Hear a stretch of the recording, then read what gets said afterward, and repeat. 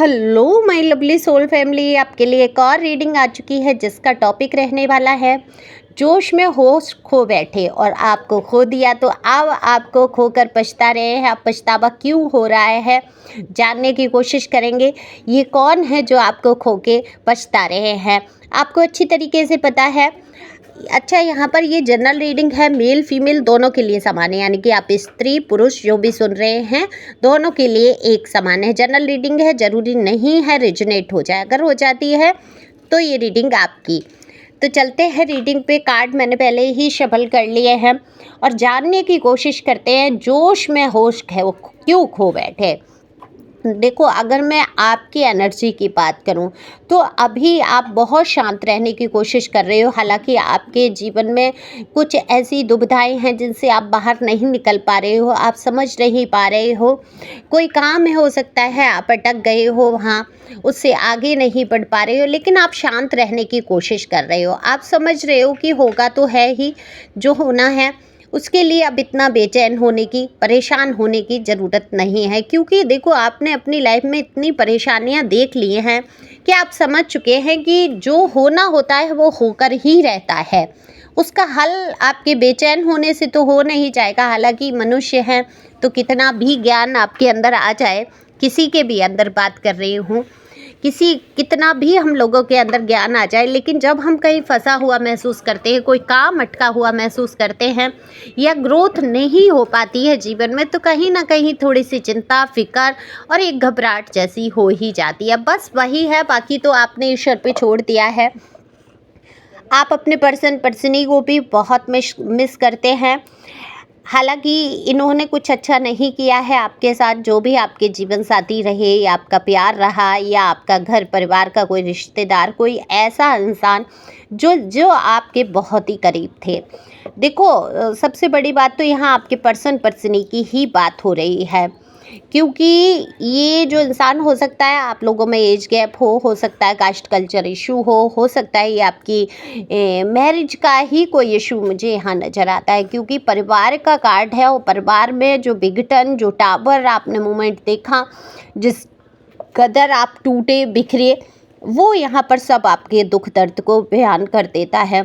लेकिन ये बड़ा ही मुश्किल समय होता है, एक इंसान के लिए बड़ा ही मुश्किल है कैसे अपने आप को संभालना है उस टाइम पे। वो आपने कला सीखी और बहुत कुछ सीखा आपने। देखो, सीधी सी बात है, जब किसी के जीवन में कोई बड़ा तूफान आ जाता है, बड़ी घटना घटती है, उसके बाद ही वो ज्ञान कहीं ना कहीं प्राप्त करता है, चीज़ों को समझ पाता है, जान पाता है। जैसे जब एक बच्चा साइकिल चलाना सीखता है तो कितनी बार गिरता है, उसको कितनी चोटें लगती हैं, तब जाके वो साइकिल चला पाता है। कोई भी काम लीजिए, है ना, पैदल चलना शुरू ही करते हैं हम लोग, सीखते हैं बचपन में, तो कितनी चोटें बच्चे को लग रही होती हैं, कितनी मुश्किल लगता है, पैदल चलना, खड़े होना ही मुश्किल लगता है। तो इसी प्रकार ये जीवन है, जब भी जो भी घटनाएं हमारे जीवन में होती हैं हमें बड़ा ही कठिन लगती हैं, दुखदाई लगती हैं, लेकिन वो हमें कुछ ना कुछ सिखा कर तो जाती ही जाती हैं। तो आपने अपने आप को मजबूत किया है, धैर्य धारण किया है, आप आगे बढ़ चुके हैं, अपने काम पर ध्यान देने की कोशिश कर रहे हैं। यादें कभी ख़त्म नहीं होती हैं, अच्छी हो चाहे बुरी। हालांकि आप बुरी बातों को भूलने की कोशिश करते हैं, अच्छी बातों को मिस करके एक मुस्कान अपने चेहरे पर ज़रूर लाते हैं, या ऐसा नहीं करते हैं तो ज़रूर लाइए। वो सुंदर पल याद कर सकते हैं, बुरी बातें नहीं।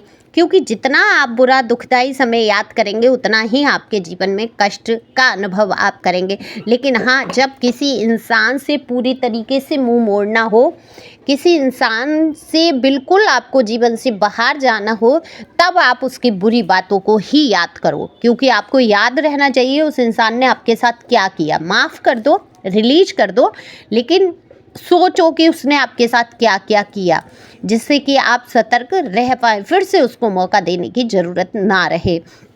तो ये तो आपकी सावधानी के लिए है। दुख दर्द से दूर रहने के लिए आप अच्छे पल को याद करके बुरी बातों को भूल सकते हैं। तो अब यहाँ पर जो भी आपके पर्सन ही रहे, बहुत जोश में रहे, आपको कुछ समझा नहीं, अपने आगे जैसे कि कहते हैं ना, ये तो वही बात हो गई नानी के आगे ननिहाल वाली बातें, कि आपने ही इनको बहुत कुछ सिखाया, तौर तरीके, चीज़ें, हो सकता है आपने कोई ऐसी गाइडलाइन दी हो जिससे कि इनका बिजनेस में ग्रोथ हुआ हो, या आगे ये बड़े हों, पढ़े हों, आगे जो भी है। अब हो सकता है आपकी जो फीमेल पार्टनर हैं उनको आपने आगे बढ़ाया हो, सहयोग किया हो सकता है मेल पार्टनर को आपने किसी चीज़ में आगे बढ़ने में प्रोत्साहित किया हो सकता है उनको हीन भावना से निकाला हो, डिप्रेशन एंजाइटी से निकाला हो, किसी चीज़ से तो उबार कर आप लाए। और ये इंसान एक ऐसी पर्सनैलिटी हो गए जैसे कि फुल कॉन्फिडेंस में भरना और अपने आप में आत्मविश्वास जाग जाना, ये सब हुआ आपकी ही वजह से। आप एक लकी पर्सन या पर्सनी रहे इनके जीवन में, एक एंजल से कम नहीं थे आप इनके लिए, या गॉड की तरफ से गिफ्ट थे आप इनके जीवन में। पर कहते हैं ना कि दिया हुआ कोई भी गिफ्ट है वो आप अगर उसकी कदर नहीं करेंगे, ऐसे ही पड़ा रहेगा, धूमिल होता रहेगा, तो उसकी वैल्यू भी ख़त्म हो जाएगी, देने वाले को भी दुख होगा। तो ईश्वर को भी दुख होता है, दर्द होता है कि उन्होंने इनके जीवन में इतना अच्छा इंसान भेजा और इन्होंने उसकी कदर नहीं की। तो ये जोश में होश खो बैठे, इनको पता था इनको बहुत सारी अपॉर्चुनिटी हैं, आपको ही ये कॉन्फिडेंस दिखाने लगे, आपसे ही सीखी हुई चीज़ें आप पर ही लागू करने लगे। वो प्यार इन्होंने जो आपसे सीखा वो दूसरों में बांटने लगे। आपके जीवन में थर्ड पार्टी आई हैं, जम के भर के थर्ड पार्टी रही है, जिन्होंने बहुत सारे पंगे आपके जीवन में, कहूँगी मैं, रायता ऐसा फैलाया है जिसको समेटना ही मुश्किल हो गया। लेकिन आपने अपने आप को समेट लिया, आप वहाँ से गंद से दूर हो गए। और जब आप दूर हो गए और आगे बढ़ गए तब इनको आपकी कमी का एहसास हो रहा है।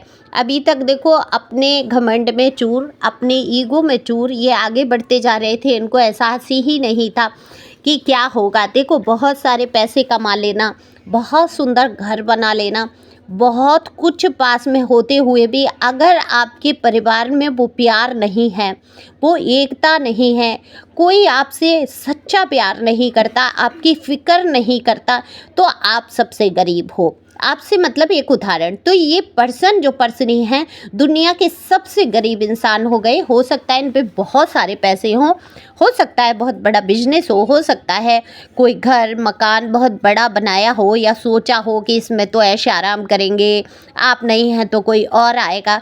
लेकिन कभी सोचा कि वो प्यार, कभी वो परिस्थितियाँ, वो वैसी फ़िक्र कभी होगी? आप तो किसी लालच से जुड़े ही नहीं थे, आपको लालच नहीं था, आप हमेशा इनको शिक्षा दी, आपने इनको सही लाइन दिखाई, सही रास्ते दिखाए, आप तो कभी किसी लालच से जुड़े ही नहीं थे वहाँ। तो आज इनको पछतावा तो हो रहा है आपको खो देने का, क्योंकि बहुत सारे लोगों को इन्होंने जीवन में आजमा लिया, मेल फीमेल जो भी आपके पर्सनी हैं, बहुत सारे लोगों के साथ कनेक्शन में गए, देखा, रिश्ता बनाया, लेकिन आपकी जैसी फील इनको कहीं अनुभव नहीं हुई। वो प्यार, वो देखो केयर कोई नहीं कर सकता, वो भावना है, जो फ़िक्र, जो छोटी सी भी चोट लगने पे, हल्का सा भी दर्द होने पे आप जो घबरा जाते थे, जो फ़िक्र करते थे, इनके ना बोलने से आपके दिल में जो दर्द उठता था, आप रो बैठते थे, आप इनके पीछे पड़ते थे। किस लिए पड़ते थे? सिर्फ इनके टाइम के लिए, इनके प्यार के लिए, इनकी अटेंशन कहते हैं क्या, जो होता है ना कि मुझ पे ही ध्यान दो, मुझ पे ही गौर करो और मुझे ही प्यार करो, ये जो आपकी मांग थी उसको आज मिस करते हैं और पछताते हैं कि उन्होंने आपको खो दिया। तो आप पछताने से होता क्या है? जब चिड़िया चुग गई खेत कहते हैं, जब आप दूर आ गए, जब जीवन में बहुत कुछ विघटन हो गया, ये रिश्ता बहुत बुरे दौर से गुजर गया, इस रिश्ते में जब कुछ बचा ही नहीं, तो अब पछताने से होता क्या है? इनको एहसास हो रहा है अपनी गलतियों का, जो जोश में इन्होंने होश खो दिए थे।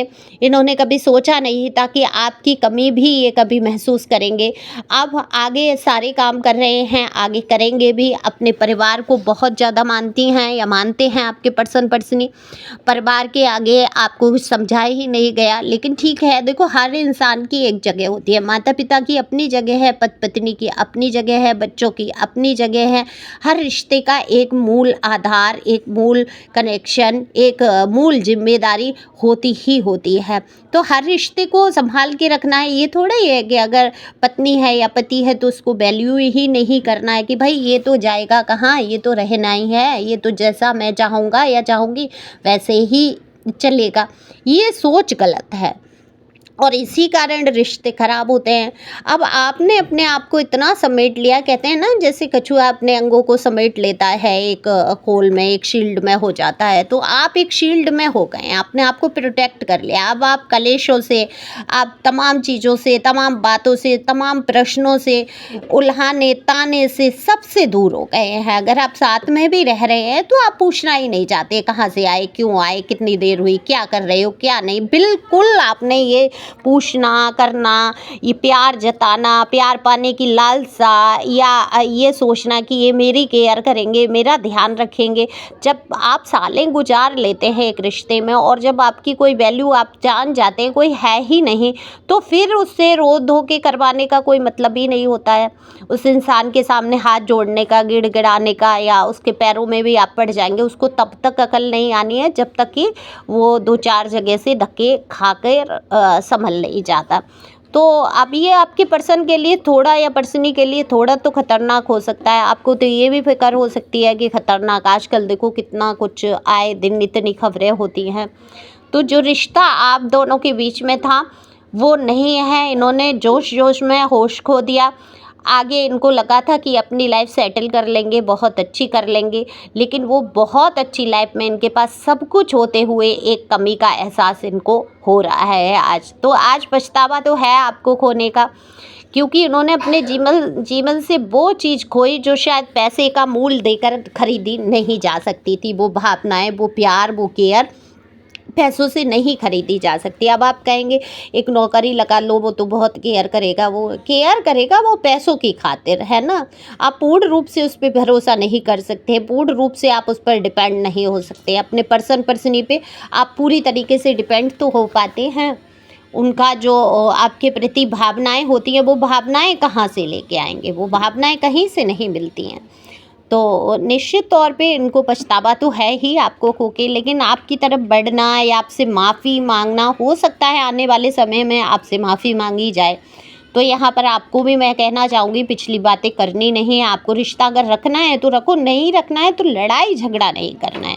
देखो ये पर्सन आपके लिए बहुत बुरे रहे, ठीक है, बहुत बहुत ही बुरा किया है इन्होंने, लेकिन यही पर्सन हो सकता है आपके ऊपर जब मुसीबत आए तो ये खड़े हो सकते हैं, जो भी मुझे कार्ड में दिख रहा है। तो देखो हालांकि इन्होंने ही सबसे ज़्यादा मुसीबत आपके जीवन में खड़ी की है, इनसे बड़ी कोई मुसीबत आपके जीवन में रही ही नहीं।